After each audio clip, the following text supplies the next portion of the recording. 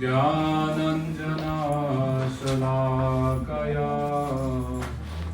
चक्षुरुन्मिलितं येन तस्मै श्रीगुरुवे नमः।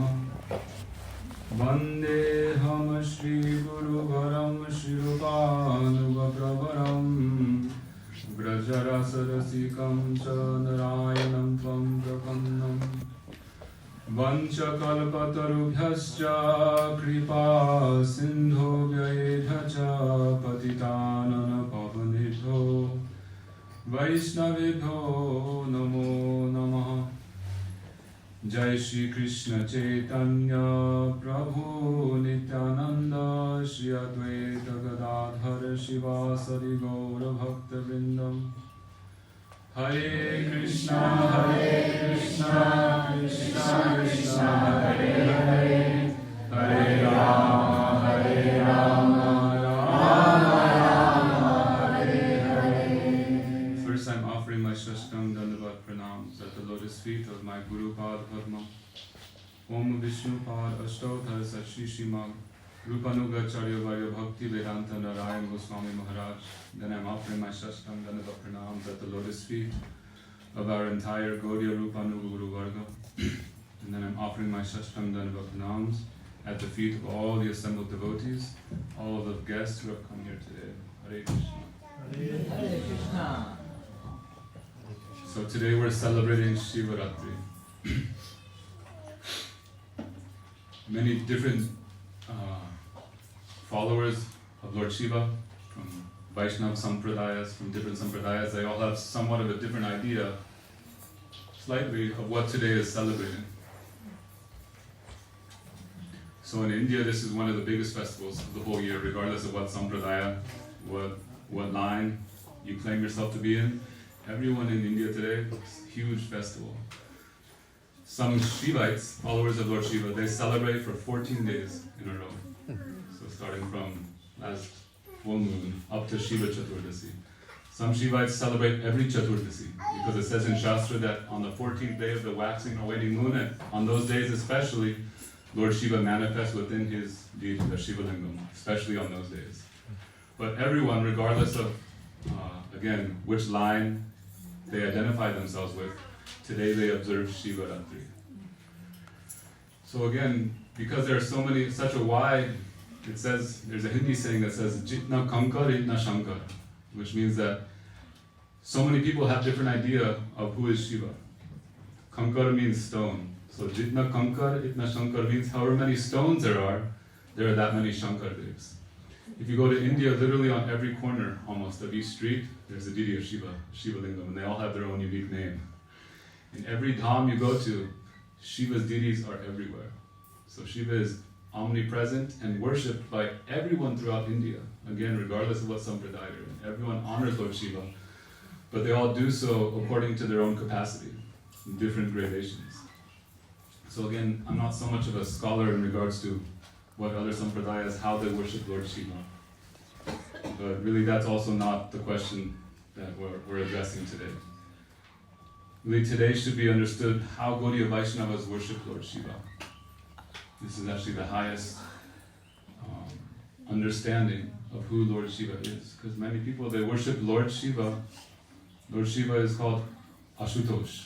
Ashutosh means he who is very easily satisfied. That's why he's so popular. You know, Krishna, it says in our Shastra that Krishna, if a bhakta will pray to Krishna, anyone pray to Krishna for material enjoyment, wealth, followers, etc., Krishna will never give to them because this will cheat them of the real wealth, which is what? Which is Krishna prema. Bhakti nadin rakhin lukhayam. So Krishna will not give these things. Instead, Krishna will say, this is not good for you. Krishna will only give bhakti. But Shiva is not like this. Shiva has a very magnanimous quality that anything you pray for, Shiva will easily give. And that's why Shiva is more popular than Krishna. Materialists don't like to worship Krishna because Krishna steals away everything from you, all your material assets, so you can surrender them to him. But Shiva is not like that, even though Shiva can also, of course, give bhakti. Still he's famous for simply satisfying the desire of those who pray to him. There's one story of one demon who prayed to Lord Shiva did such severe austerities that he was actually cutting his own flesh and offering it into the fire as an oblation to Lord Shiva. So Lord Shiva very quickly came to him and said, anything you want, I will grant your desire. And this demon, his name was Brikashura. He said, I desire to have the ability that anyone's head I touch, their head will explode. I think most devotees know this story. Shiva is all-knowing. You know, Shiva has a trisur, a trident. It has 3 points on it, because Shiva knows the past, the present, and the future. So Shiva knows what is the future. Shiva knows what is in the heart of this demon. But still Shiva, because he's so easily satisfied, he says, anything you want, I will give you. So that demon asked for this boon, but inside of his heart, he had the idea, the desire, that Shiva's wife is the most beautiful lady in the universe. Her name is Parvati, or Sati, Durga. I want to have Durga as my wife. But that's not possible until her current husband is dead. So he was doing penance in order to get this boon so he could use that power on Lord Shiva. He could touch Lord Shiva's head, Lord Shiva would die, and then he could steal Shiva's wife. Shiva understood this. He knew everything, but still he granted this boon. That's how merciful and magnanimous Shiva is. So you can imagine why so many devotees all around the world, what to speak about only in India, Shiva's popular everywhere. This is why they worship him. Very easily he gives whatever you desire.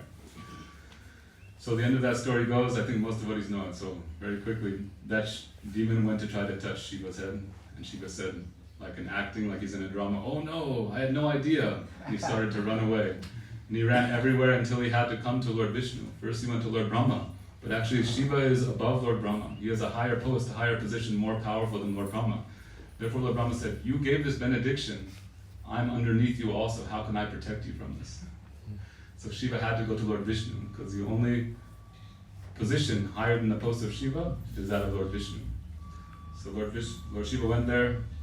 Again, most of us know the story. Lord Vishnu told Shiva to hide behind. Vishnu disguised himself as a young boy. As soon as that demon came, Brikashura, he came and he said, oh, where is Shiva? He said, first tell me why you want to know where is Shiva. He told him the story. He gave me this power, now I want to touch Shiva's head, so I'll kill him. And that Brahmin boy said, oh, you obviously are not very educated. You don't know Lord Shiva's nature. Don't you know that he's very unreliable? For someone who, we all see Lord Shiva, his attire, he puts snakes around his neck and around his arms and rubs his body in the ashes of cremation ground. He said, why would you trust someone who has an attire like this?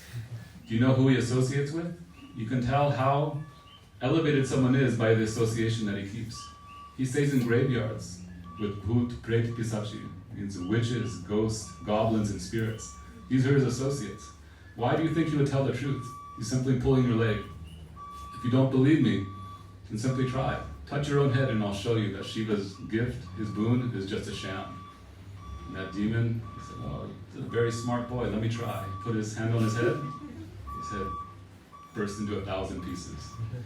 In Sanskrit, when something bursts open, it's called Bhashma. So from that day on, became famous as Bhashmasura. You know, he was never around to know the name. So Lord Shiva is very easy to please, but this is not why Vaishnavas should pray to him. We have to see how our Gaudiya Vaishnavacharyas have prayed. Again, so many other lines, they are praying in their own ways, according to their eligibility and according to their platform that befits them. If you really want to know the glories of somebody, our Gurudev says actually, if you want to know the glories of someone, whether someone is a real Vaishnava or not, go in front of them and start to speak their glories and see what they do. Most people, when you say, oh, you're such a wonderful person, you've done this service and that service, they say, yes, Prabhuji, you're right. Actually, there's something you missed. I did this service and that service. The general people might say like this. But a real Vaishnava, Bhaktivinoda Thakur writes, samsara pukara kane na pasibe deha roga dure jave. When someone hears like this, a real Vaishnava hears his own glories, he plugs his ears like this. Oh please, don't tell me this, what are you saying? This is like poison entering into my ears, you speaking my glories. Once Narada Muni came to Shiva. In the Brihad Bhagavatamrita there, Sanatana Goswami writes that Narada Muni was looking for the greatest recipient of Krishna's mercy. So he went through so many stages until finally he came to Lord Shiva. And he began to tell Shiva that I've heard that you are called Harihara Ekatma, that you are like non-different from the Lord. You serve the Lord in so many different ways, and this is exactly what Lord Shiva did. He covered his ears. Oh Narad, what are you saying? It's like a great pain in my heart. Don't you know that I'm not a Vaishnava at all? I have no Vaishnava qualities. The symptom of a Vaishnava is that he says that I'm not a Vaishnava. Abhimana hina bhajana pravina vishayate anashakta. Again, Bhaktivinoda Thakur is describing the symptoms of a Vaishnava. He is abhimana hina. That means he is completely devoid of all false ego. He has ego, but not false ego. What is that ego? That I am simply a das, the lowest servant of the servant of the servant. The more Bhakti Pramod Puri Maharaj says, the more bhakti you have, bhakti is like a scale. The more you put on one side, bhakti becomes very heavy, then what will happen? Humility will go up on the other side. When Bhakti Swarup Maharaj was here, he said this sloka, Dainya Bhaktasya Vibhushanam. That Vaishnavas are always adorned with the necklace of humility. So Shiva said, Narad, what are you saying? Actually, it must be you also who are not very educated. Don't you know? Yes, it is true that I have performed a service here or there, but what service is that? Simply look at my activities, my past activities. You know all the demons in all of the pastimes of Krishna, whether it's Hiranyakashipu, Sakti Yuga, Treta Yuga, Dvarpara Yuga, even Kali Yuga. Everyone we can think of. Kamsa, Jarasandha, Kalanevi, Kaliyavan, Kashinaresh, all these demons, Ravana, Kumbhakarna, they were all worshippers of me. How did these demons get so powerful? You know how I gave them these boons. I gave Ravana the boon to have 10 heads. I gave Banasura the boon to have 1,000 arms, or however many it is. How can I be said to be a devotee of Krishna when I am helping all of Krishna's enemies? Even I fought with Krishna before in a battle to protect my worshipper. I've even turned against Krishna in the battle with Banasura. How could he say that I'm a great devotee of Krishna? Shiva's not saying these things out of to make a show. There's two types of humility. One is called actually having bhakti, and as a result being very humble. And the other one is called simply being honest. If you are very fallen, some people say, yes, I'm very fallen. That's not humility. That's just called seeing as a thief as a thief. But Lord Shiva, he is completely laden with all good qualities. Just like when a tree is laden with fruit, what will happen? All the branches will come down of the tree, will not stay up high. So in the same way, any real Vaishnava who has these qualities, he always sees himself very humble. Very fallen. In so many ways, Shiva said, don't you know that one time when they were turning the ocean of milk, in order to get the nectar, the amrita, first came out poison. First impurities come out when you turn. Yes, Krishna called me Vishnu and all the devtas called me at that time, but for what? Simply to drink poison. What type of service is this? And above all else, in Kali Yuga, Krishna has called me and given me this so-called service of preaching Mayavad, which is completely against, dead set 180 degrees against the preachings of bhakti.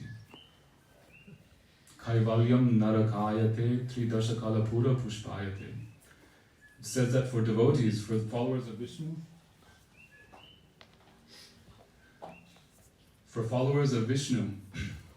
the result of becoming one with him, this is what Mayavads preach, the result of becoming one with him is worse than suffering in hell for millions upon millions of lifetimes.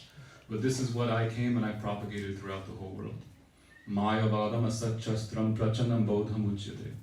Kalo mayatam devi kalotad brahmana murtina. Shiva is describing that Krishna came and he gave me this order. I'm preaching against all the Vaishnavas. That's why if you see so-called followers of Shiva, Shivites and Vaishnavas, they're like enemies, at least in India. They're always fighting with each other because Shiva Bhaktas think Shiva is the greatest. Vishnu Bhaktas think Shiva is great, but not as great as Vishnu, and therefore there's always fighting. So in this way, Shiva is deprecating himself. The self-deprecation of a Vaishnava is his symptom, how you can tell. When we are listening to the self-deprecation of a Vaishnava, actually he is disclosing his glories to everyone.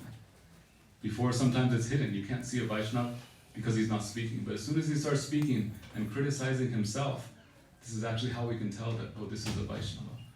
Because really, all these things that Shiva is saying, everything actually is the service to Vishnu. No one else would perform these tasks. Only one person was qualified to perform all these things, and that was Lord Shiva. So many people have different ideas. Many Vaishnavas, they don't follow this day. Many Gaudiya Vaishnavas even, they won't even follow Shiva Ratri.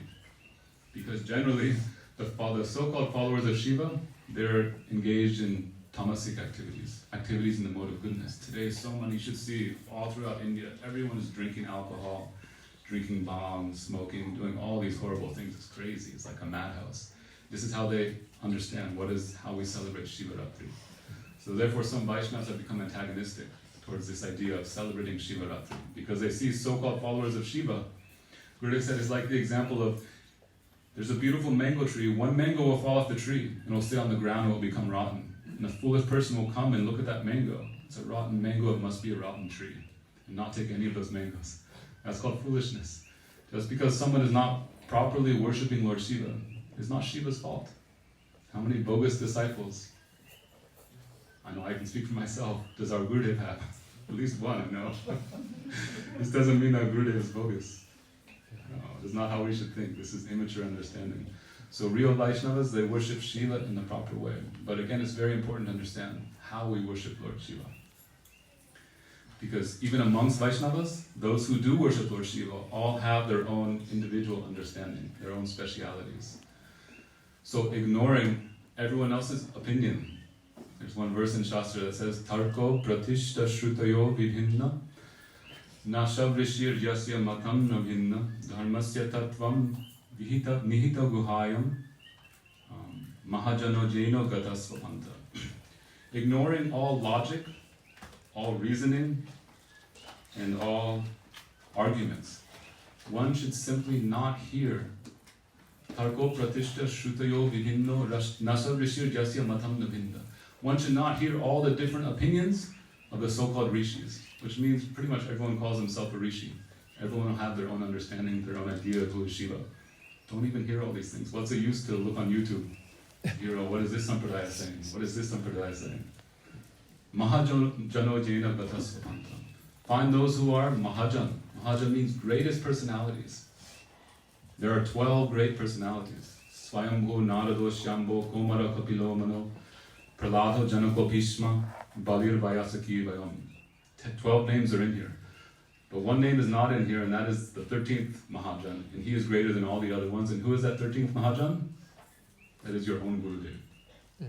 Whoever you worship as Guru, Mukha Padma Vakya Chite Talpariya Aikya. Whatever you say, Gurudev, I am making one with my heart. What everyone else says, let them say, but what Gurudev says, this is how I am meant, because I am disciple. I am disciplined by him. Therefore, Gurudev's thought process should be our thought process. So today, and again, those who are coming in this sampradaya, there might be some slight little differences as far as specialities amongst them, but more or less all are in the same line, in the same opinion, whether it comes to our Siddhanta or the glories of Lord Shiva. But so today we'll speak about the glories of Shiva as it has been presented by our Gaudiya Acharyas, especially Srila Gurudev.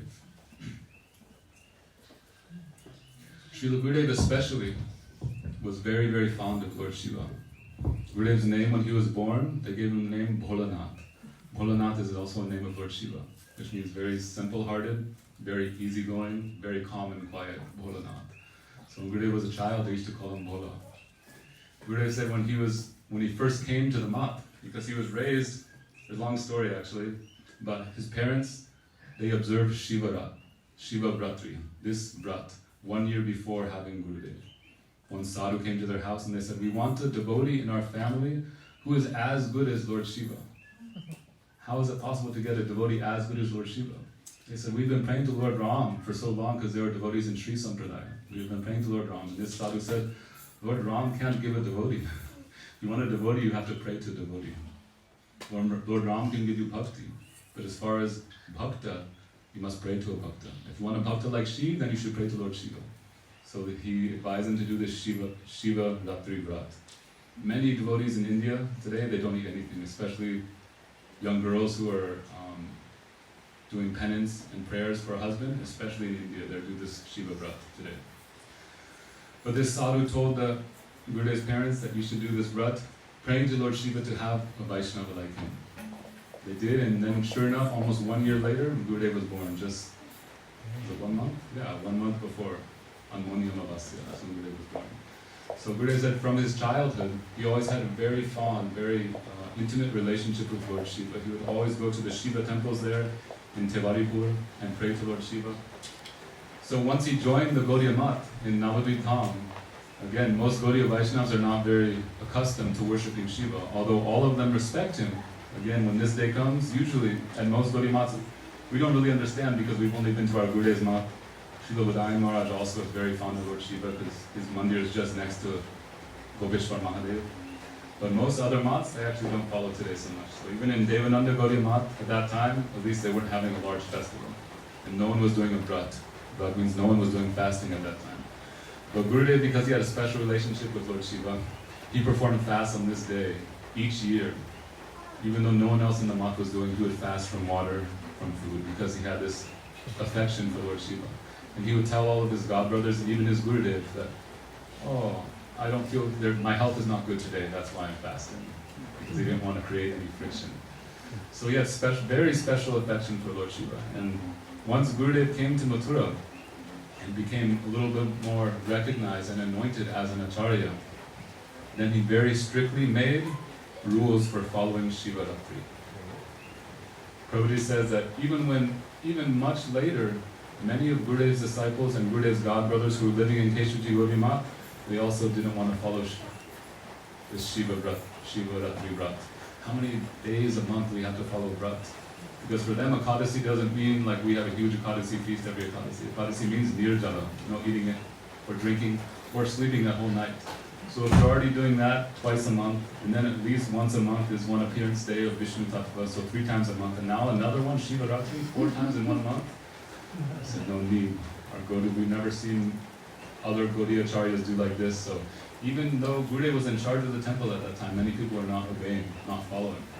So Gurudev told the brahmacharis who were very close to him at that time, he said, actually, these people, they don't want bhakti. That's why they're not following Shiva Ratri. Those who want bhakti, where will you get bhakti? You have to get bhakti from a Vaishnava. And Shiva is called Vaishnavanam Jata Shambhu. It says in Srimad Bhagavatam, Nimna Ganga Jata, Nimna Ganam Jata Ganga, Devasya Achuto Jata, Vaishnavanam Jata Shambhu Purananam Idam Jata. Just like Ganga is the greatest river, the most superior river, in the same way Krishna is the most superior of all the demigods. In the same way Srimad Bhagavatam is the foremost amongst all the Puranas, and in this way, Vaishnavanam Jata Shambhu. Shambhu is the greatest of all the Vaishnavas. If you want bhakti, you have to pray to that greatest bhakta.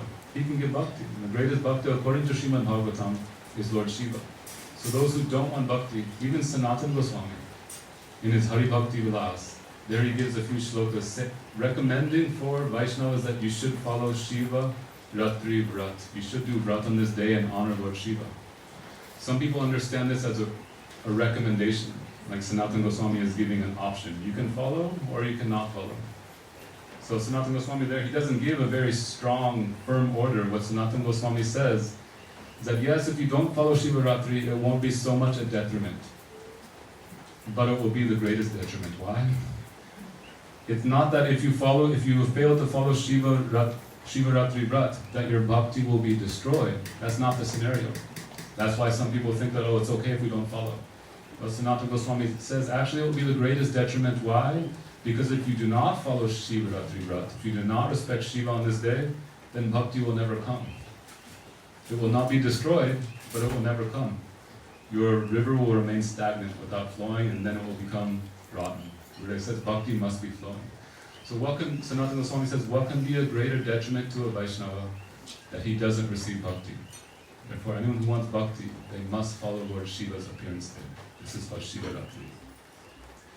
So Shiva actually had a very special connection. Sanatana Goswami actually also, just like our Gurudev, had a very special connection to Lord Shiva. Everywhere you see that Sanatana Goswami in Vrindavan went to do bhajan, Lord Shiva was always there in that place. Sanatana Goswami actually, when he would go to Giriraj Govardhan, he would stop in Mathura at a place called Rangeshwar Mahadev. He would stop there to take rest at the banks of Vishram Ghat. Why? Because Lord Shiva was there. Then he'd go to Govardhan, he'd do bhajan in a place called Manasi Ganga, and there Shiva manifested as Chakleshwar Mahadev, in Kamyavan as Kameshwar Mahadev. Some people think that Sanatana Goswami is running after the association of Lord Shiva. But Gurudev said actually the roles are reversed. Shiva is running after the association of Sanatana Goswami. Or you can say they're both running after each other. Because this is how you can tell who is a Vaishnava. And how is that? Vaishnavas are always with other Vaishnavas. Very easy way to tell. Whenever there's a Mahabhagavat and so many Vaishnavas around him, they are Vaishnavas.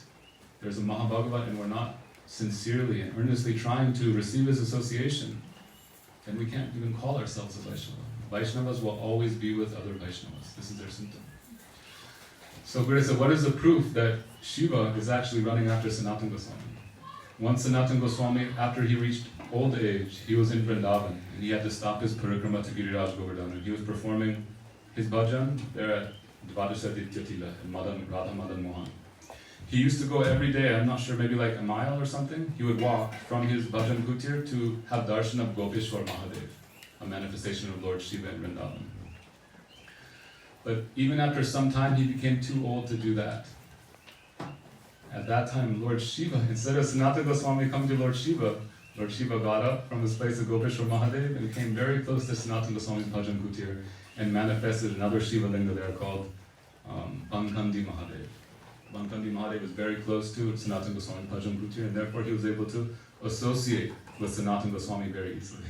So even Shiva is running after Sanatana Goswami. You know, this astakam that we sing, that was very, very dear to Gurudev. Kada Karishya Hamam Kripa Kataksha Bhajanam. Gurudev used to sing every day. We used to think that only when Gurudev would come in Harikatha, sometimes every once in a while he would have us sing. Every morning, Gurudev wakes up at 2:30 or 3, and this is one of the ashtakams that he sings every day without fail. You can ask Madha Maharaj and other Vaishnavas who have been close to him, and Namami Nandanandanam and many others as well. I remember when Shri Gurudev first came, he ordered all of us these two songs, Namami Nandanandanam and Radha Kripaksha Slavaraj. They should be like lines in stone for your bhajan. You should never pass a day without singing these two bhajans because they are so powerful. Lord Shiva is the one who spoke this Munindra Vrinda Vandite Triloka Shokaharani. I remember once Gurudev was giving class on it, and there's one shloka within there, Ashesha Hava Bhava Dhira Hira Hara Bhushite Prabhuta Shata Kumbha Kumbha Kumbhi Kumbha Shushtane Prashashta Manda Hastya Churna Purna Sokya Sagare Kadakarishya Sihamam Kripa Kataksha Bhajanam. This verse is describing all of the different moods of Srimati Radharani, and describing how they're like a necklace around her neck, which attracts Krishna. When Krishna sees that necklace, which is actually just her different elevated moods, one more elevated than the other, then Krishna becomes very attractive. So Gurudev said that really no one knows these things, these highest levels of ras, other than Rupa Goswami. It is as if Rupa Goswami has written this verse himself. If you look in Bhakti Rasamrita Sindhu and Ujjvala Nilamani by Rupa Goswami, there you can see these exact same words. Ashesh, Ahava, Bhava, Dhira, Hara Bhushita. So Gurudev said, actually it must be that Lord Shiva took the association of Rupa Goswami. Rupa Goswami taught him these things, and then Shiva has uttered this astakam. So even he has taken the association of Rupa Goswami. In Vidagdha Madhava, there Rupa Goswami in his introduction, he writes, or in his first few verses, he writes that before all of this verses manifested in my heart and I decided to write a book, actually at that time I had no desire to write. I had no idea that I would write. They were simply there, stored in my heart, and I was relishing them. But one night I had a dream of Lord Shiva, Mahadev, Gopeshwar Mahadev, and he gave me the order. All these things should not remain concealed in your heart because they are so valuable. He gave me the order that I should write these all out. Therefore all the credit should go to him for Vidagdha Madhava and Lalita Madhava. Beautiful, wonderful books that Rupa Goswami wrote. So Lord Shiva is also associating with Rupa Goswami, Sanatana Goswami, our Gurudev. So many different Vaishnavas Shiva is associating with. Therefore Shiva is the greatest of Vaishnavas. So again, this is how we should understand Lord Shiva. Our Guru Varga have given us a very specific relationship and understanding of how great is Lord Shiva, his topmost glories. We have to be very careful. Gurudev used to say that Jiva Tattva, Krishna Tattva, even Radha Tattva, Bhakti Tattva, although they are very difficult to realize, simply to figure them out in the mind, in one's intellect, is actually not so difficult. But Shiva Tattva, this is very confusing, very complex. So it's not very easy to understand the Tattva of Lord Shiva. When someone says it's not easy to understand, what that means is very easy to misunderstand. And that is an offense, if we misunderstand the Tattva of Lord Shiva. In the Namaparad, the second offense is, it says, to consider the names of devatas such as Lord Brahma and Lord Shiva to be equal to or superior to the name of Lord Vishnu. So this, our Guru used to say, this is offense number 2. That means it's the second most severe offense. But what's the first offense? Satam Ninda. That means to criticize Vaishnavas is even more crucial than this offense. And Shiva is the greatest of Vaishnavas. Therefore, although yes, it is true Shiva is not equal to or superior to Vishnu, if we think that he is too much inferior to Lord Vishnu, that he's simply in charge of Tamagun, he's also drinking, so many people are offering him bhang, ganja, marijuana, and he's taking all these things, therefore, Shiva's not, worshipable for us. This is actually the greatest offense. So we must, what this is trying to say, the combination of the first 2 offenses is that we must understand properly who is Lord Shiva. This is called tattva. This is called scientific truth. If we don't know what is tattva, then actually we shouldn't even hear these stories, especially of Lord Shiva, because it's very easy to misunderstand, and when you misunderstand, that is when offense happens. Therefore, first tattva at least must be mentioned. And again, because it's very complex tattva, even, I'm just really, whatever I remember our Guru is saying, I can say, but real tattva is realized. It says, Krishna says in Srimad Bhagavatam, Athapi te deva padam bhujadvaya prasada leshanu grihita evahi janati tattvam bhagavan mahinna. Only once Krishna gives his mercy to someone, then he can know tattva. Tattva doesn't come from reading books. Tattva comes nayam atma pravachanena labhya. When Krishna says, I choose this person to give realization to. When we evoke that emotion from Krishna that he desires to give us understanding, then we can say that we understand Shiva Tattva. Or in this case, we are praying to Lord Shiva, please, give me knowledge of your Tattva. This is why we are glorifying Lord Shiva. It says we said that we should never criticize anyone, because when we criticize, what happens? We're building a bridge between ourselves and that person's bad qualities, and all the bad qualities will travel over to us. But the same also applies for glorifying a Vaishnava.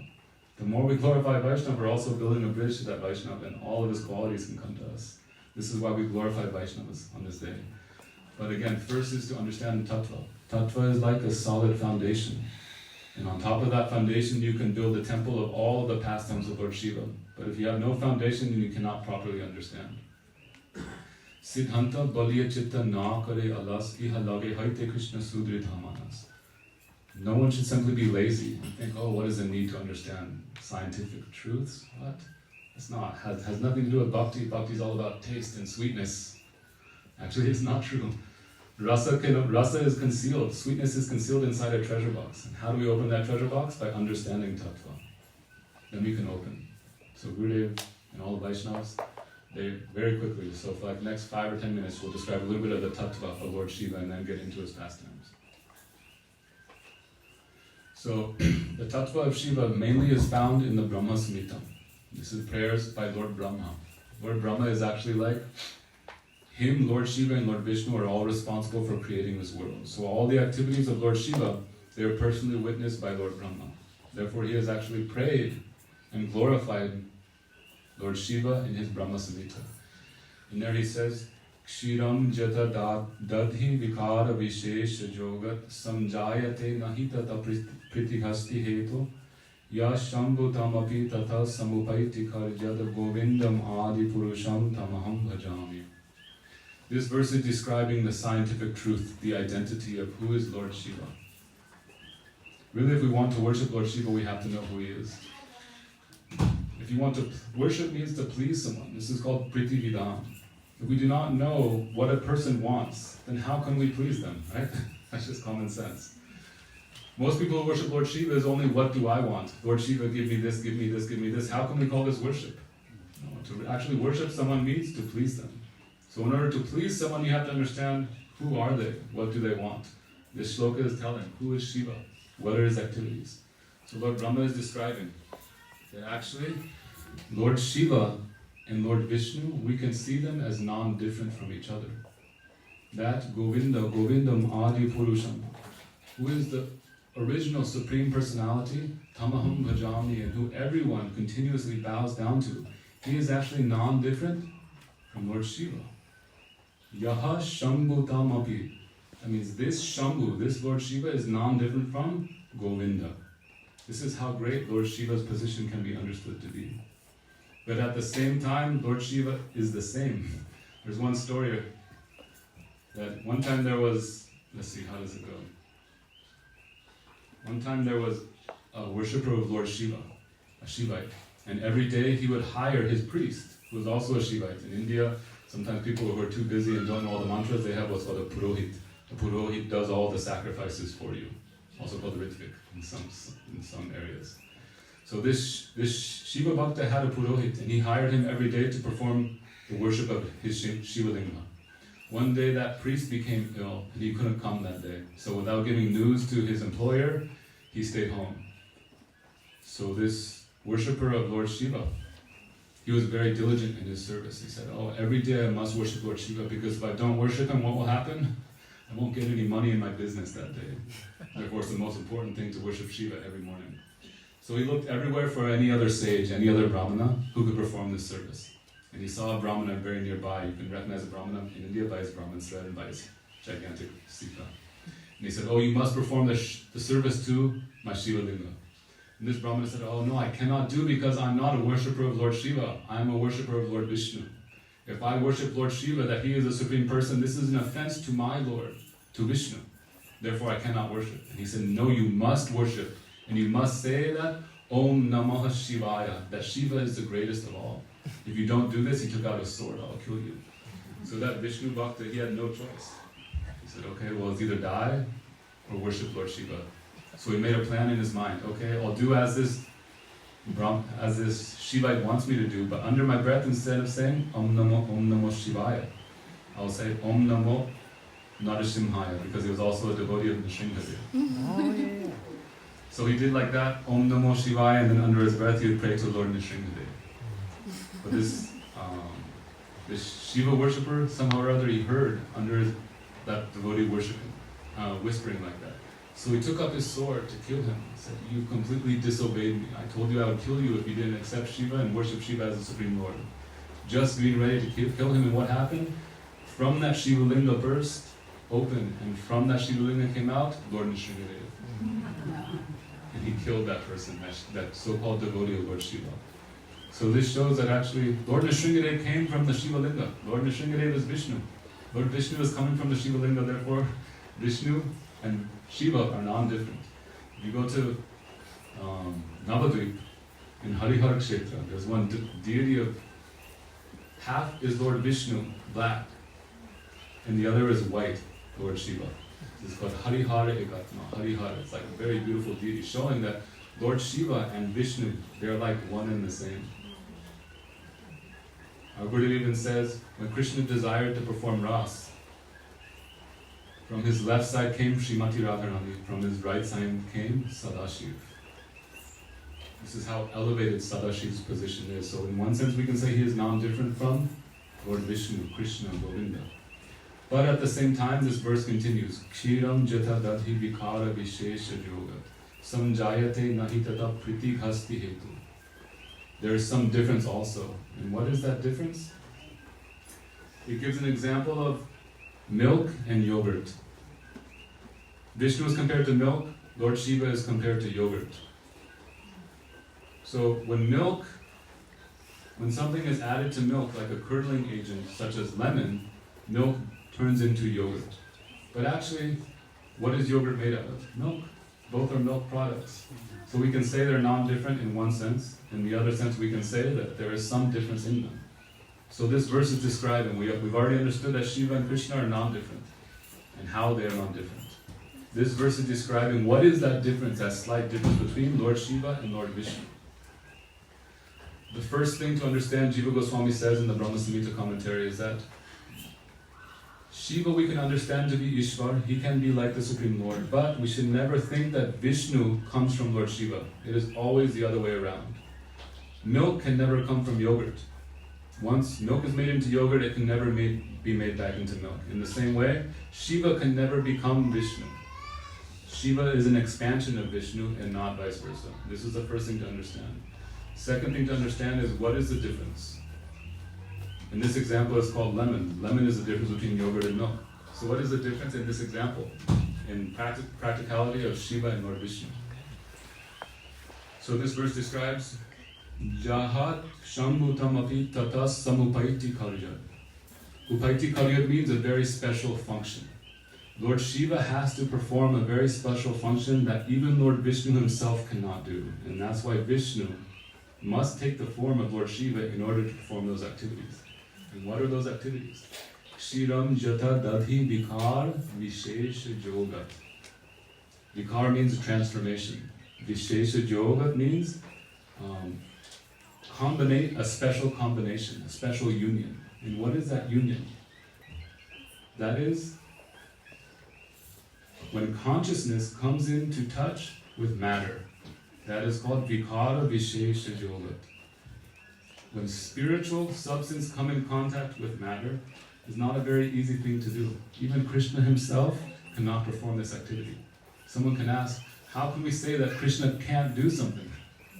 Then he wouldn't be God, because God means that he can perform the impossible. The impossible becomes easily possible. Yes, this is true. And the way that Krishna does it is that he becomes Shiva. He does not do himself. Why? Because Shiva's activities is called Vikara Vishesha Yoga Samjayate Nahi Tata Pritihashti Hetu. Yash Shambhu. What is the meaning of Shambhu? Shambhu is the name of Lord Shiva. Sham means to come together, union. And Bhu means inert matter, or earthly matter. It's called Bhu. So Shambhu means joining together earthly matter with a form of consciousness. So Krishna cannot do. Why? Because in the next verse of Brahma Samhita there it says, Maya hi yasya jagadanda shtatani sute traigunya tad vishaya veda vitayamanam sattva avalambi parasattvam vishuddha sattvam govinda mahadi purusham tamaham bhajami. Brahma is describing why Krishna cannot perform these activities of Shiva. The reason is because Krishna is called Amala Krishna. He is completely pure. He is always above the three modes of material nature. Sattva avalambam parasattvam. Not only is he parasattva, above goodness, passion, and ignorance, he is in another realm called Vishuddha Sattva.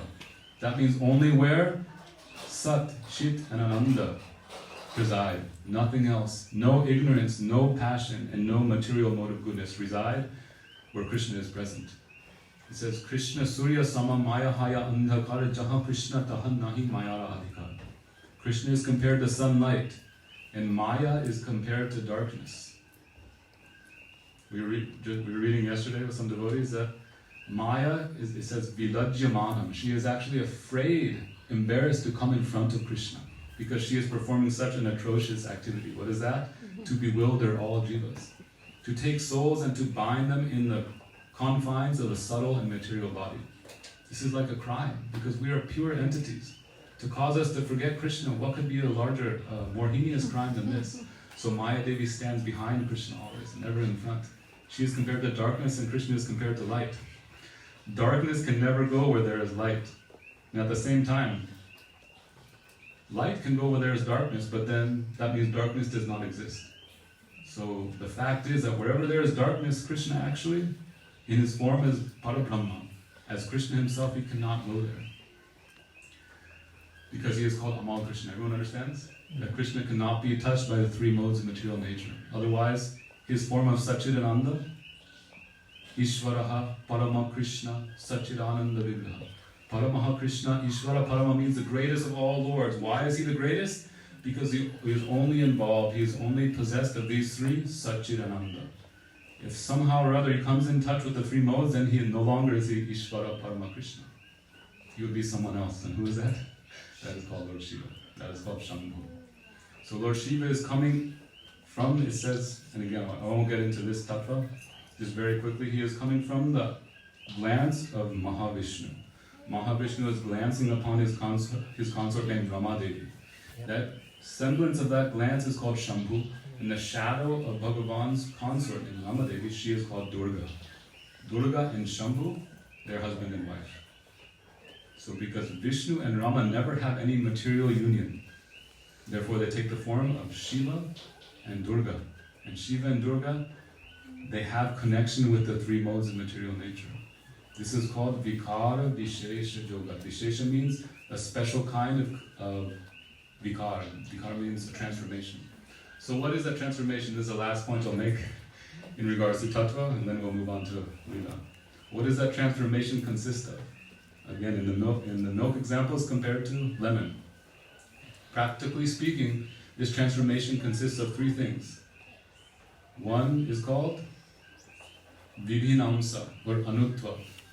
That means that Shiva, Vishnu has taken on some aspects of his Tatashta Shakti. What aspect is that? It's called Anuttara. That means no longer is he Vibhu, no longer is he great, no longer is he the master. Now he has become minute, like a Jiva. Because Jivas also come from Tatashta Shakti, right? But actually he's not a Jiva. Even though he's from Tatashta Shakti, the only aspect that he has taken on of Tatashta Shakti is called Bhimina Amsa. That means he is a small particle of the complete whole. Why does he have to take on upon this aspect? Because in order to come in touch with Maya, the Jiva has to be small.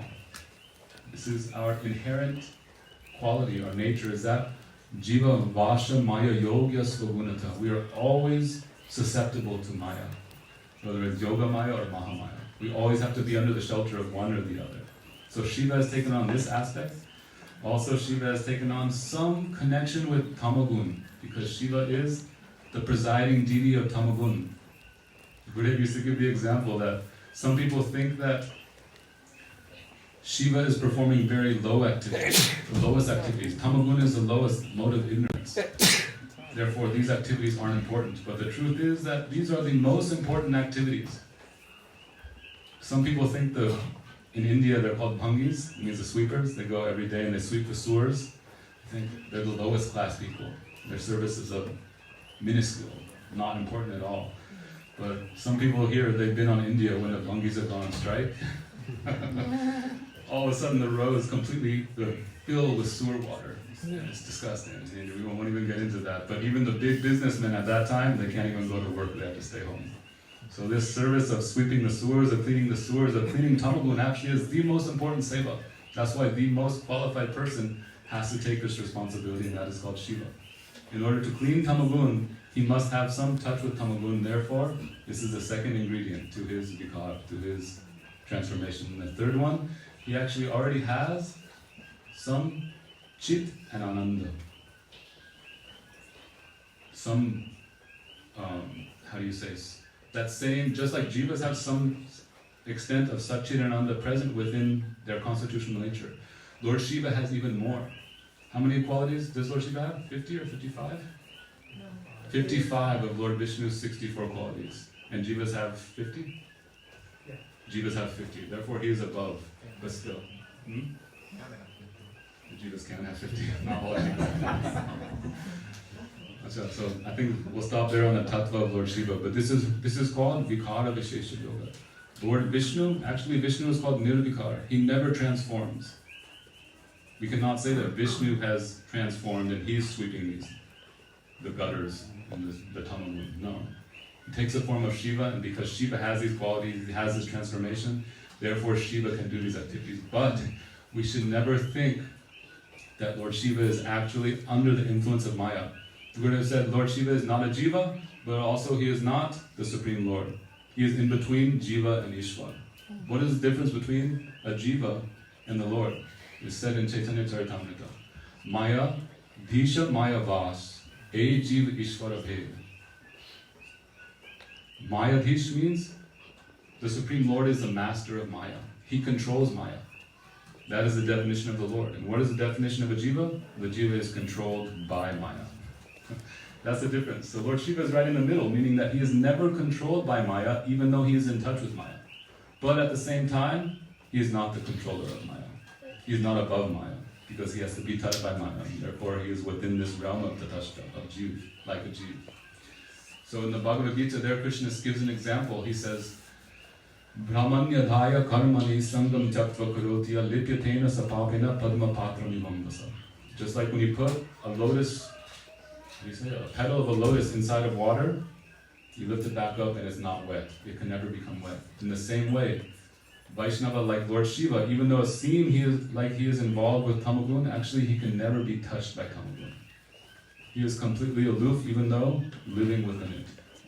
Okay, so this is the tattva of Lord Shiva. Now we'll move on to some pastimes of Lord Shiva. Whoever's sleeping, now they can wake up. Tattva's over.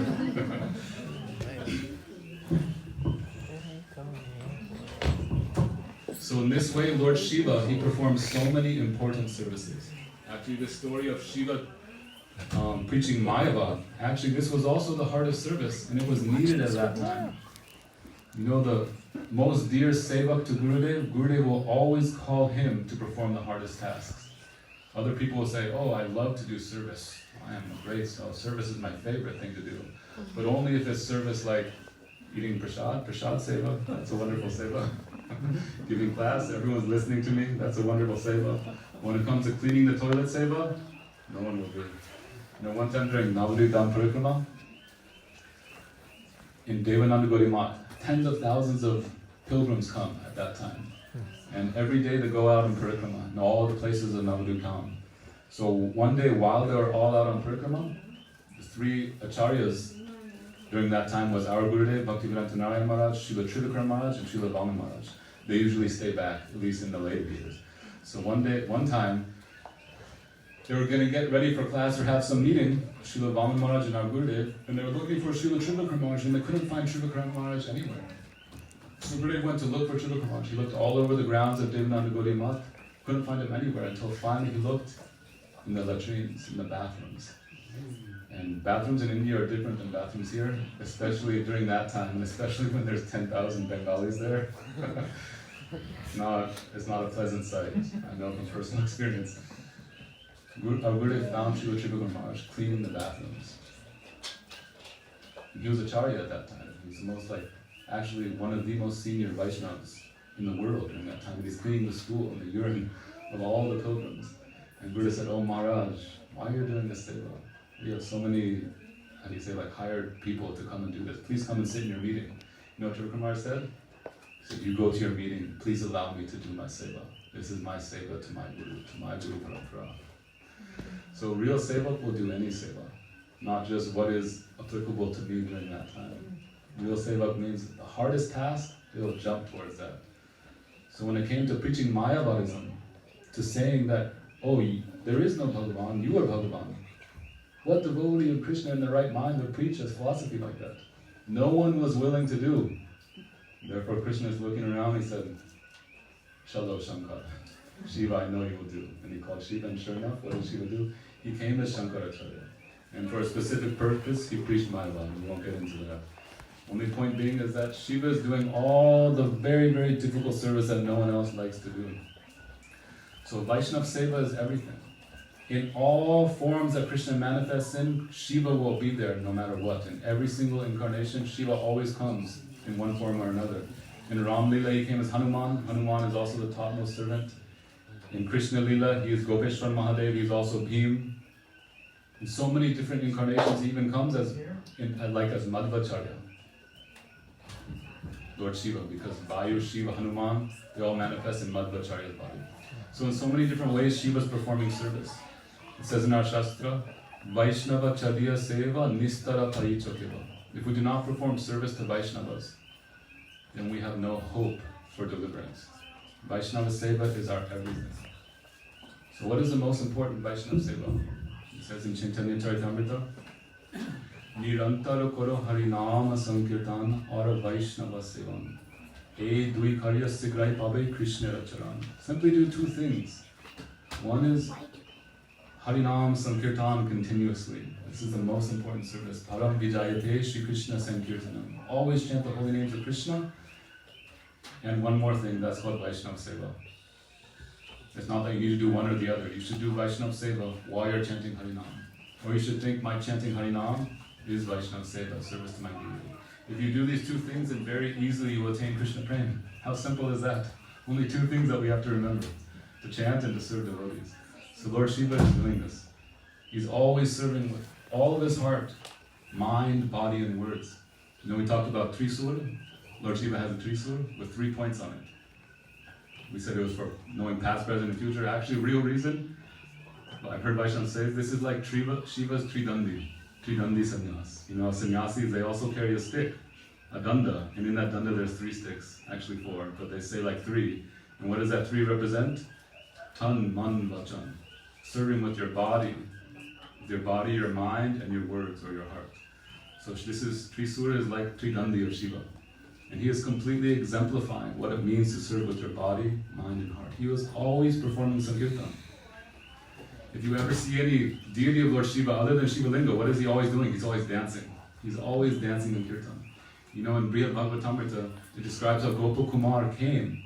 He is also looking for the fulfillment of his heart, the ultimate goal, and he is going from one step to another, being completely unsatisfied and looking for the next stage up. Finally, he comes to Kailash, and there Lord Shiva is performing Harinam Sankirtan. Parvati, his wife, she's playing kartals. And it actually says that even the loka, the realm above Shiva Loka, is Vaikuntha. Usually people who stay in Vaikuntha is called Nakunta iti Vaikuntha, meaning it's a place from which you never come down. There is no such thing as death there. But actually those disciples, those Vishnu Dutas, those associates of Vishnu, they actually leave Vaikuntha to come to Shiva's planet, to have audience of Shiva performing Harinam Sankirtan, and they join in Sankirtan with them. In Vaikuntha they don't have Sankirtan like this. So even the Vishnu Dutas come down to see Lord Shiva's Kirtan. So the Vishnu Dutas were also present in this time. Gopakumar saw him, how ecstatic he was dancing. He did not even know. Evam brata svapriya nama krityam jatanu ragho drita chitta uchai hasyatyati rodhati roti gayat unmadata nrityati lokabhaya. This verse is from Bhagavatam describing someone who actually has taste in chanting Krishna's names. What are their external symptoms? Hasyatyati rodhati. Sometimes they're laughing, sometimes they're weeping, crying out loud. They are like a madman. They have no external sense. This is exactly what Shiva was doing. Sometimes rolling on the ground. You're just singing one bhajan. Angite dhibe kadhuli. Bhaktivinoda Thakur is praying. When will that day come when people will look at me and they'll think I'm a madman? What type of thing is this to pray for? Usually people want to pray, oh, I want to be recognized as a wonderful, whatever it is. No, Bhaktivinoda Thakur is praying that people will look at me and they'll think I'm crazy. They'll pick up dirt from the ground and throw it on me. Oh, this useless person. Bhaktivinoda Thakur is praying for that. This is a symptom of having Nama Ruchi. Nama Gane Sada Ruchi. Also describing the symptom of Vaishnava, they have so much taste in chanting that they have no external sense whatsoever.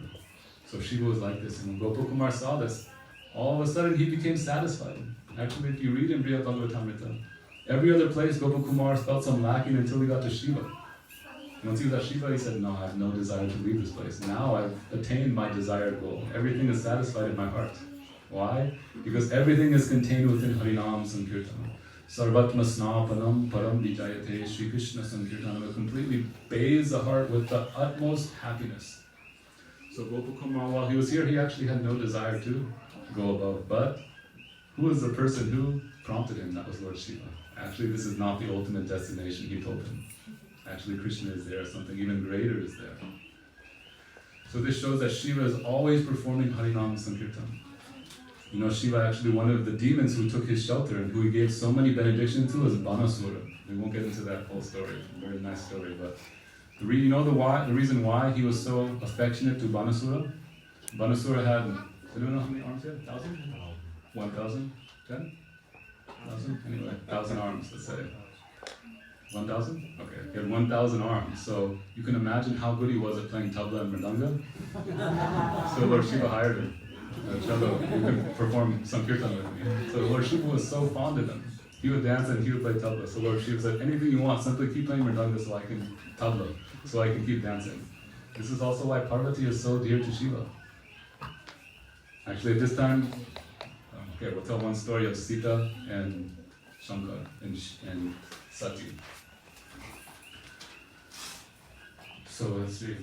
So one time Lord Shiva and Sati, Lord Shiva's first wife, her name was Sati. Actually, she is the same as Parvati, simply in a different manifestation.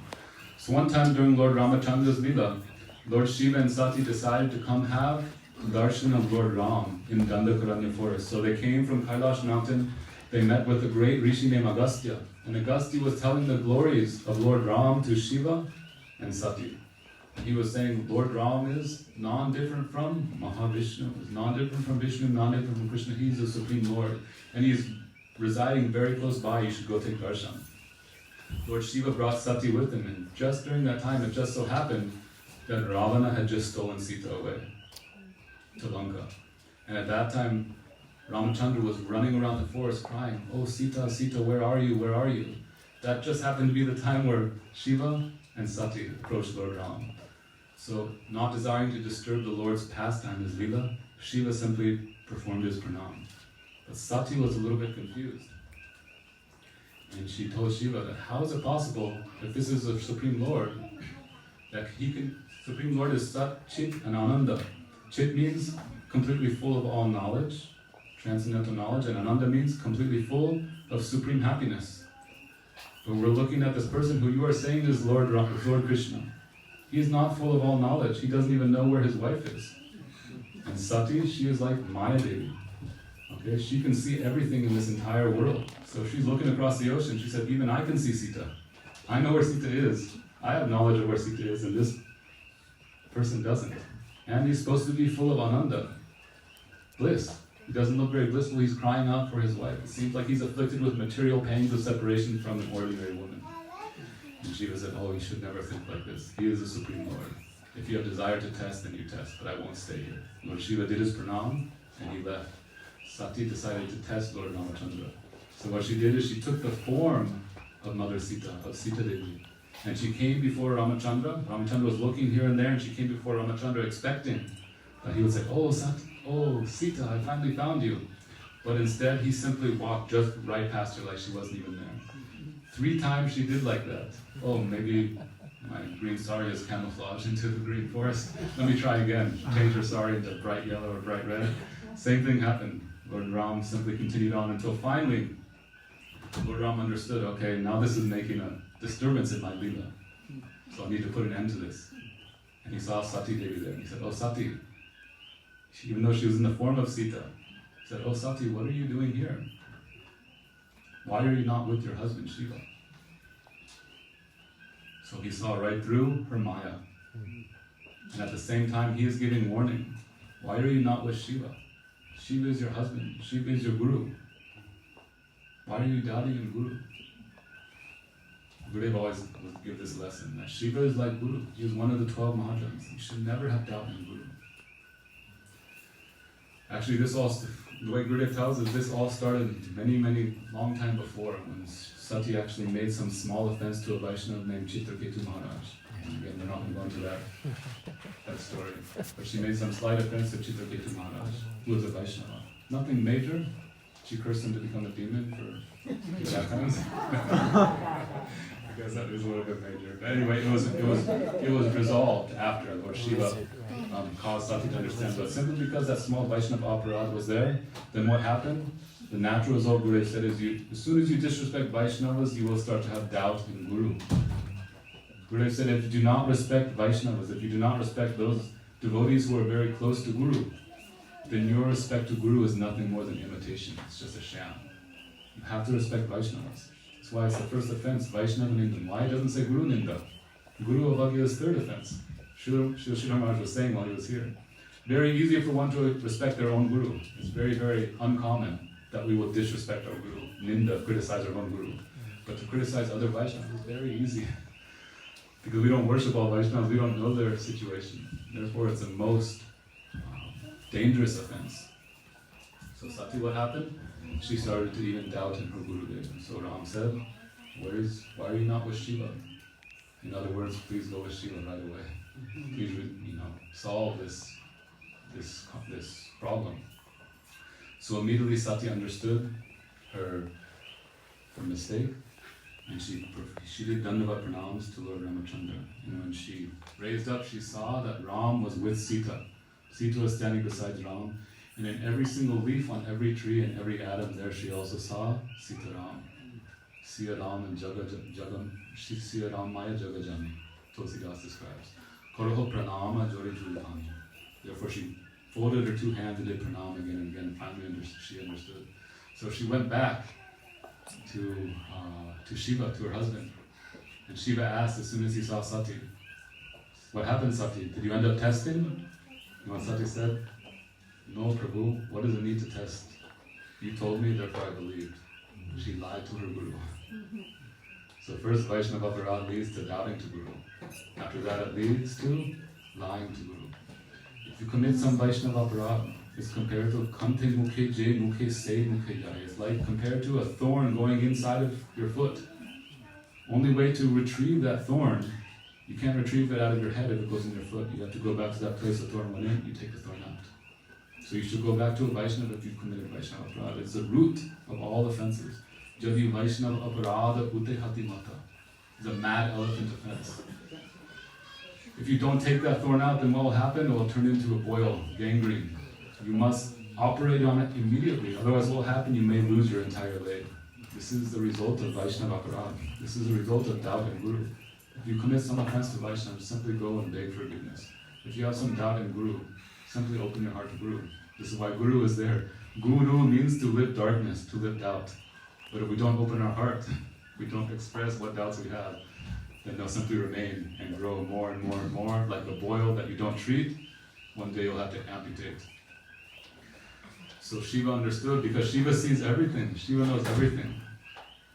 Therefore, from that day forward, instead of having his asan for his wife on his left side, he put asan in front of him. Because for a wife, she sits on your left side. In front of you is a place for a mother. Your mother always sits in front. He said, "You have taken the form of Sita Devi, who is like my mother, my worshipful goddess. Therefore, I will treat you like my mother." He sat Sati in front of her. At that time, Sati could not tolerate it. She could not tolerate it. There was burning inside of her heart. After some time, again, it's a long story. I'm going to make it very short because I didn't even get to it. Very nice, sweet pastimes. After some time, what happened? Again, the boil started to grow and grow. She heard that her father Daksha was performing a sacrifice. And she said, "Oh, my husband's not giving me any attention. Shalom, I'm going to go back to my home, back to my father's and mother's house." But Daksha was actually an offender to Lord Shiva. The Gurudev also says, what happens when you have doubt in Guru, you lie to Guru, then you're attracted to Asat Sangha. You're attracted to bad association. Natural, spontaneous result. So Sati went to the sacrifice of her father, even though Mahadev told her, "No, you should not go, it is not favorable for you." Still she left.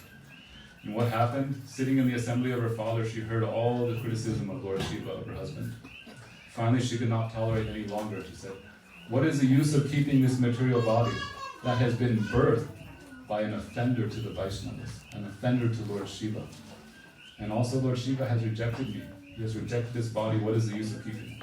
She gave up her body right in the middle of the assembly. This is called Sati Agni, the fire of Sati, burst into flames. Sati at that time, some people may think, "Oh, this is very cruel. This is, how do you say it, like harsh. Their husband or guru is like that." But actually, this is called mercy. This is called kripa. When there is fault and guru corrects that fault right away, that's the most merciful act you can do. For those he has great affection for, Vaishnavas will correct right away. If there's not such strong relation, they'll say, "Oh, anyhow, their karma will serve them in due course of time." In Hindi, there's a saying, "Jab tak danda nahi milte hai, tab tak kshama nahi hota." Until we receive punishment, danda, beating, until that time, we cannot understand that we've been forgiven. After beating, then okay, I'm forgiven now. So this is actually great mercy.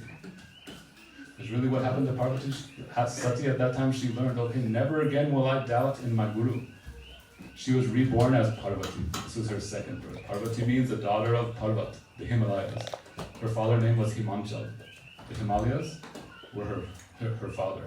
So from very, very young age, she performed austerity. I will not look at another man. I will only worship Shiva. Until Shiva accepts me, I will not stop my austerities. She left her family and home and went to a place called Kanyakumari, the banks of the ocean in South India. And there she performed austerity for thousands of years, waiting for Lord Shiva to again accept her. In the meantime, what happened to Lord Shiva? He saw that Sati had given up her body. And he became enraged, so upset. Why? He had just rejected her. But actually this is Guru's Lila. Guru sometimes rejects disciple externally, but internally, more affectionate than millions upon millions of mothers. Bhaktisiddhanta Saraswati Thakur said, I will come back hundreds and hundreds of lives to save my disciples, even if I have to go to the hellish planets.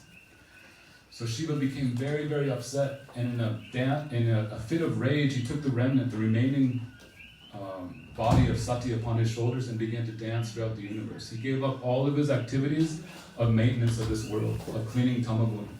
Well, what happens if no one cleans Tamagun? Same thing that happened when the Bungis went on strike. All the Asuras started to come up, all the demons and Asuras started to become prevalent and ruling over the world. And all the demigods thought, oh no, what can we do now? They all went to Lord Vishnu. And Vishnu said, because no one could pacify Lord Shiva. So Vishnu said, okay, leave it to me, I'll take care of it. He took his chakra and he sent it and he cut Sati's body, which Shiva was carrying upon his shoulders, into 52 pieces. Each piece of Sati's body fell in a different place around Bharatvarsha, around India. And those places now are known as Devi Peeth, most famous temples of Durga Devi. Once Shiva saw that Sati's body also was no longer there, still he wasn't pacified. His anger only grew, and he said, I will simply perform tapasya, vrat. I will do a vrat until, again, I meet with my wife Sati Devi. So he sat down and performed top penance. For hundreds of thousands of years he did Mauna Vrat. He didn't speak with anyone, he didn't even open his eyes. So you can imagine, after hundreds of thousands and more years, the condition of the world at that time. All the devatas were thinking of so many different solutions to break Shiva's meditation. They even brought Kamadev, the lord of lust, Cupid, to try to distract Shiva. Fire his 5 arrows and make some romantic feeling in Shiva's heart. And maybe Shiva would look around, they had so many demigoddesses there at that time. Shiva did not even open his eyes, even though Kamadev was firing all of his arrows. Instead, what happened? He opened his eye of destruction on his forehead and burnt Kamadev to ashes. That Kamadev which no one can conquer in this world. In 1 second, Shiva burnt him to ashes. He was completely unaffected. This shows also the position of Lord Shiva. So finally, again, they all went to Vishnu. They said, Vishnu, you cut to pieces Sati's body, but this only made the situation worse. Only person who is more powerful than Lord Shiva is Lord Vishnu. So you must solve this problem again. So at that time, Lord Vishnu, along with Narada Muni, because Narada Muni was actually preaching this whole time to Parvati Devi, that yes, you should continue your austerities. Narada Muni is also like Guru. He told her that you should only marry Lord Shiva, continue to do Harinam Sankirtan, because you know that Shiva's favorite thing is Harinam Sankirtan. So she's simply staying there at Kanyakumari. We went there, and I remember Prabhuji Kanadu told us this katha. She would play the kartals because she knew Shiva liked so much, simply waiting for Shiva to accept. At that time, Vishnu came with Narada Muni. They brought Parvati to Lord Shiva. Again, Shiva was in meditation, and they gave order to Parvati. Start playing kartals and singing Harinam Sankirtan. As soon as she started doing, what happened? Shiva opened his eyes, his meditation broke. He started to do all of his activities. At that time, he was so happy. That day which Shiva's meditation broke, that was 1 month before. That's called Moni Amavasya. That's when Shiva broke his Moni Vrat, his vow of silence. That day is also the appearance day of our Gurudev, Moni Amavasya.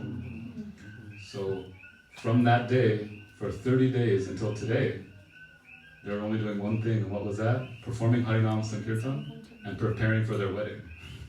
Because this was new Parvati, they had to have a big wedding. So that day was Shiva and Parvati married, that is today. That is called Shivaratri.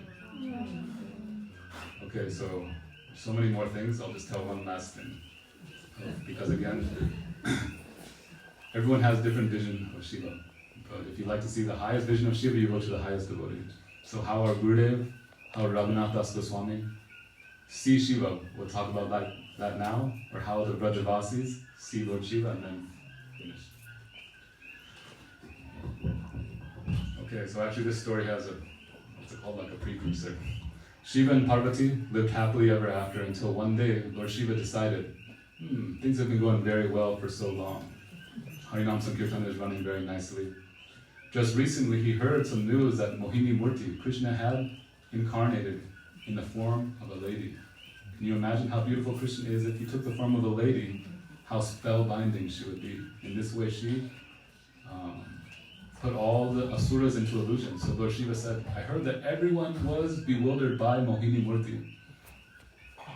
I wasn't even bewildered by Kamadev, so maybe this is a challenge for me. Shalom, let's go see Mohini Murti. You know, with his wife, Parvati Devi. She was Parvati at that time. They went to see Mohini Murti, and he requested Krishna or Vishnu, I'm not sure, that please show your form as Mohini Murti. Krishna said, Shiva, this is not a good idea, I'm warning you ahead of time. He said, no, I'm good. For how many years I'm doing my Monavrat, Harinam Sankirtan, everything's good. So she said, okay, as you wish, smiling because he already knew what the result would be. And sure enough, as soon as Shiva saw the female form of Krishna, he lost all composure. His wife was standing right next to him. He didn't even see his wife, he started running after Mohini Murti. Finally, after so many things happened and his trance broke, his condition of being spellbound broke by the mercy of Krishna, then he said, oh no, actually I'm not yet above Maya. Dhaiviyesha guna mayi mama maya duratyaya. That Maya, that Krishna had many different levels of Maya. The highest level of Maya is Mohini Murti. I'm not above that level of Maya. Even though for so long I perform Harinam Sankirtan, for so long I'm speaking the Srimad Bhagavatam. You know, Lord Shiva, when he speaks Srimad Bhagavatam, even Sukadev Goswami comes and listens. But Shiva is thinking that even though I'm speaking Bhagavatam, even though I'm chanting Harinam Sankirtan, I still have no realization of these things. Bhagavati Bhuje Heno Jara Achegan Se Na Kavu Bhagavatira Praman. That person who thinks simply by reading and speaking the Srimad Bhagavatam, I know it, actually they can never understand it. To understand Srimad Bhagavatam, you have to follow what is written in the Srimad Bhagavatam. And what is written there? It's written in Srimad Bhagavatam that one must come to Vrindavan. Krishna always stays in Vrindavan. Even Prahlad Maharaj says, Vanam gato yad harimashrayeta. Simply leave everything and go to the forest of Vrindavan. Because Vrindavanam parityajam padam ekam nagachati. Because Krishna actually never steps one foot outside of Vrindavan. So Shiva said, okay, this is what I have to do. In order to actually realize the essence of Bhagavatam, I have to experience it. So chalo, we'll go to Vrindavan. And also again, Shiva, he associates with all the devotees of Lord Chaitanya Mahaprabhu. One associate of Chaitanya Mahaprabhu, Prabodhananda Saraswati. Actually, I think Raghunath Das Goswami, he's written one verse. Anaradhya radhas padam bojarenum anashritya vrindatta vintat padankam asambhastya tad bhava gambhira chitam kudashyama sindura sasyavagaha. If one has a desire to understand who is Krishna, there are some things that he must do. What is that? Anashrita Vrindavan. He must take shelter of Vrindavan Dham. Why? Because there is the foot dust of Radharani and all the gopis. If he doesn't do this, asambhasya tad bhava gambhira chittam. He doesn't associate with these types of personalities, it is completely impossible for someone to understand who is Krishna. So Shiva is reading all these things and he said, okay, now the time has come for me to practically apply this in my own life, not simply to read. So Shiva came, he heard Krishna is just starting his pastimes in Vrindavan. He came to Nanda Bhavan. At that time Krishna was just a small boy, small little baby, inside of a crib. And Shiva came there in his form as like Lord Shiva with snakes around his neck and arms and ashes and huge dreadlocks. And he came with his drum, his Dumru drum, playing it like this and saying, Bhiksham Dehi. He came to Nanda Bhavan knocking on Yashoda Maya's door. Please give me Bhiksha. I'm a traveling mendicant. Alak Niranjan. This is what sadhus say to give blessings to the people who give them alms. So all the gopis came to see who is this Brahman outside of our door. And they saw it was a gigantic, fearsome form, and they told Mother Yashoda. Mother Yashoda came out to see. He said, oh, this person doesn't belong in Vrindavan. Doesn't look like anyone we've ever seen. So very quickly she got some alms to give to this personality. She said, here's some grains, here's some fruit, please go quickly. Lord Shiva said, this is not the alms that I have come for. I've heard that you've had a child. I want to take his darshan. Mother Yashoda said, never, never. I am afraid seeing you, and I'm a full-grown adult. What to speak about a little baby who's just a few months old? I cannot show Krishna to you. This is Mother Yashoda's motherly affection. So Shiva was saying, until I have darshan of Krishna, I will simply stay outside with my Dhamru drum, dum, dum, dum, dum. And she said, no problem, Krishna will stay. You stay here for 10,000 years, Krishna will stay inside for 20,000 years. So she went back inside with this firm conviction, but then what happened? As long as Shiva was playing his drum, Krishna would not stop crying. Baby Krishna wouldn't stop crying. And all the gopis said, "Oh, Mother Yashoda, this must be a great personality. You must have offended him. Maybe he knows how to cause Krishna to stop crying." Therefore, again, she went out and she said, "Okay, if I'm going to bring Krishna," she put black kajal under his eyes. That's what they do in India to ward off evil spirits, and they put a black spot between his eyes. And very quickly she brought Krishna out with a black blanket over his cradle, his little basket, and she said, "Okay, you want to see Krishna? Here is Krishna." She lifted the cloth up and put it over real quick. And in that second, what happened? Krishna stopped crying. So there's one very nice Brajavas song describing this pastime. That Gurudev has written, one of Gurudev's books. I forget where it's written, but very nice song. In any case, during that time, Krishna, in that 1 second, he made eye contact with Shiva, and he told him, "Okay, Shiva, now you receive my blessing." Some people actually even say that Lord Shiva told Mother Yashoda at that time that, "Actually, you know what? When I was a very young child, my mother was also very protective of me, just like you're protective of Krishna." She actually, in India, tiger's claw is supposed to be very good luck. So when I was a very young baby, she gave me a tiger claw and she put it on my head, that I would always be very lucky and fortunate. But what happened once I got older, all my dreadlocks grew around that tiger claw, and now no one can see that tiger claw. But I guarantee you that tiger claw is there underneath all my dreads. If you want your child also to have good luck, then you should put his feet on that tiger claw, which means his feet on my head. So Gurudev didn't say this, I heard from other Vaishnavas, so in that way also he blessed Shiva with the feet, Krishna's feet on his head.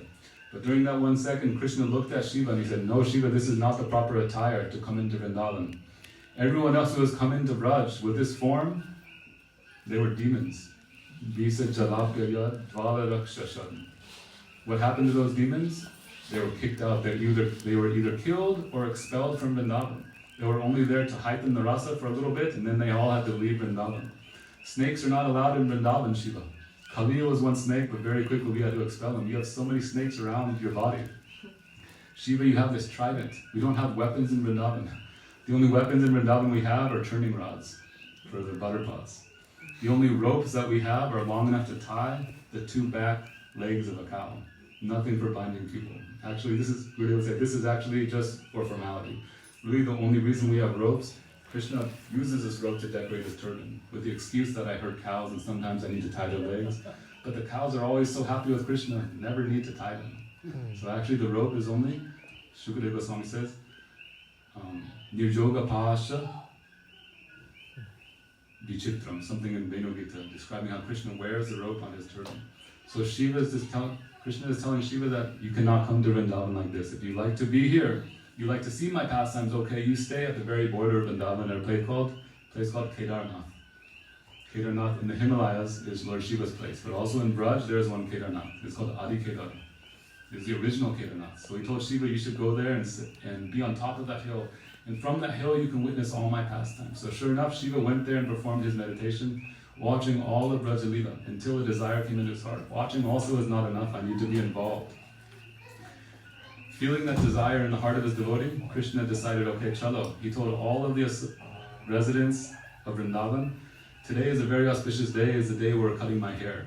I don't know the exact day when they cut the hair of a child, but it's a very auspicious day for the whole family. So Krishna said, chalo, let's go to an auspicious place. Nanda Baba said, the most auspicious place is Kedarnath in the Himalayas. And Krishna said, no need to go all the way to the Himalayas. Brajmandal has everything. You'll see. Kedarnath is also here. And everyone followed Krishna to Kedarnath. Shiva learned his lesson the first time, therefore he's hiding inside the cave at that time. But he's witnessing Krishna coming there and the hair cutting ceremony of Krishna. Shiva also has a bull that he rides around all the time. His name is Nandi.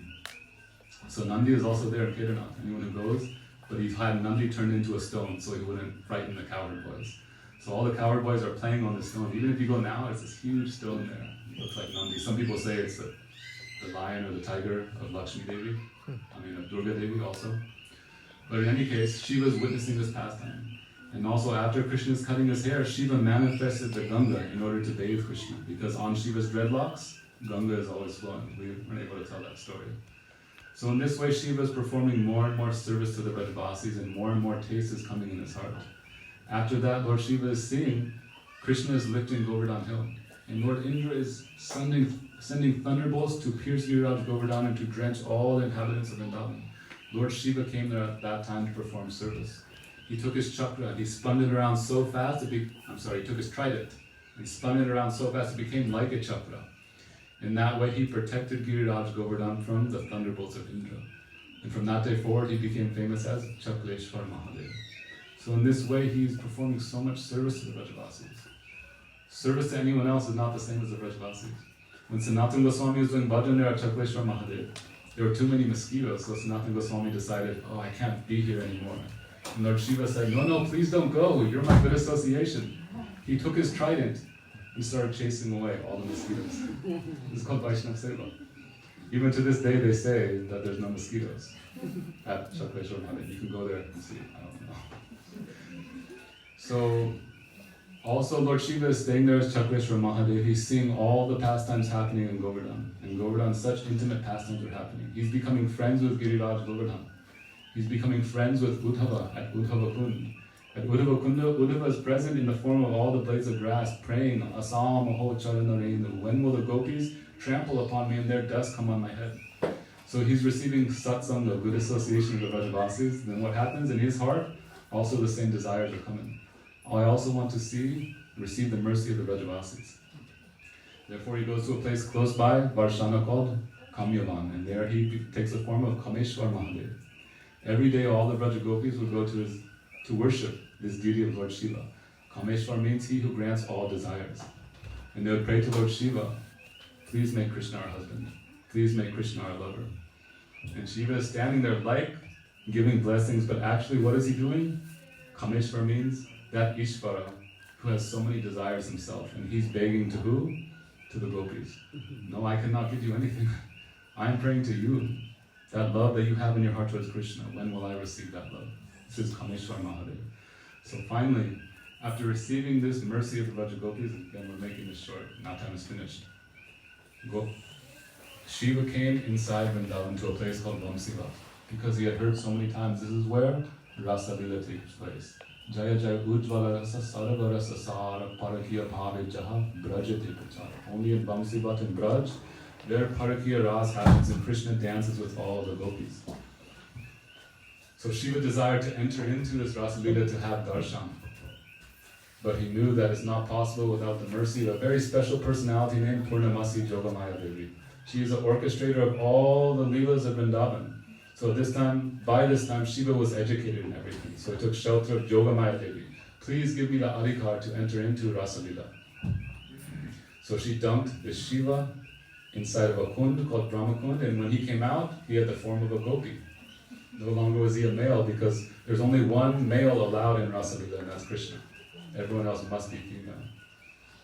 So to make a long story short, after he received this gopi deha, what did he do? He went to Rasamandal and they started to dance, Krishna and the gopis. But something peculiar was happening that day and they couldn't receive so much enjoyment, so much pleasure. And they said, what's different about today? And finally they saw this one new gopi. Oh, we've never seen this gopi before. Really, in Braj, everyone is like family. They're actually all related somehow or other through an uncle or a distant aunt or something like that. So everyone's very familiar. If a new gopi comes, one time a new coward boy came and he ended up being a demon, a bull. So they said, who is this new gopi? It's possible she might be a demon. So they talked to that gopi. Oh, you're a new gopi, please tell us. If you're actually from Vrindavan, then who is your parents? Where were you born? Where is your village? Shiva didn't know anything, because Yogamaya only gave him the body of a gopi. She didn't tell him his identity, his name, his family lineage, so he couldn't say anything. All the gopis said, you are an imposter, and they all began to beat this gopi on the cheeks, until finally he called out, oh Purnamasi, oh my Gurudev, please help me. Purnamasi came because she is respected amongst all the gopis, said, no, everyone leave him alone. Please show your mercy to this gopi. Leave her alone. Sorry. This gopi, I will tell you her name. I'll give her identity. Her name is Gopeshwar Mahadev. Gopeshwar, most people understand that Shiva who the gopis worship, but actually real meaning of Gopeshwar Mahadev is that Shiva who worships the Vrajagopis. At that time all the Vrajagopis gave their blessings and their mercy, and they gave him another seva, another service. What is that? You're not qualified to enter into Rasa Lila, but you can watch. You stay on the side, you can watch all of our Rasa Lila. And you can guard the door to make sure no more unqualified people like you would ever enter. So on this day, Shiva, he attained his Siddha Swarup. Siddha Swarup means his perfected form, his perfected stage. And what is that? Gopeshwar Mahadev. Always standing and serving at the Rasa Leela, not entering into the dance, but simply watching. And this verse, Vrindavani Vani Pate Jaya Soma Soma Mole Sanaka Sanandana Sanatana Nadadhibya Gopeshwara Braja Vilasi Yugam Vipadme Prema Prayascha Nirupadi Namo Namaste. Vishnu Chakravarti Thakur is praying that this Shiva has the qualification to give us entrance into Rasa Leela. What more can we pray for than this? Prema Prayascha Nirupadi Namo Namaste. So if you really want to pray to Lord Shiva, the highest possible thing you can pray for, to please Lord Shiva the most on his appearance day, on his wedding day, what should you pray for? Simply entrance into Rasa Leela. Prema Prayascha Nirupadi. That means love for Krishna without any obstacles whatsoever. If we pray to Shiva like this, then he'll be so happy. Then Shivaratri, successful. So today is the birthday of Lord Shiva, the wedding day of Lord Shiva, and also when Shiva attained his Siddha Swarup as Gopeshwar Mahadev. Gopeshwar Mahadev ki jai, Shiva Mahadev ki jai, Shri Deva ki jai, Gaur Premanande Hari Om.